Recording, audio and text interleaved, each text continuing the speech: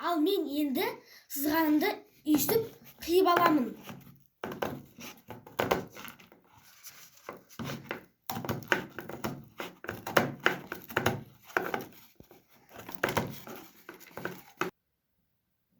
Мінекей, осындай қораптан 6 үшбұрыш кесіп аламыз. Міне, менің шатырым дайын болды.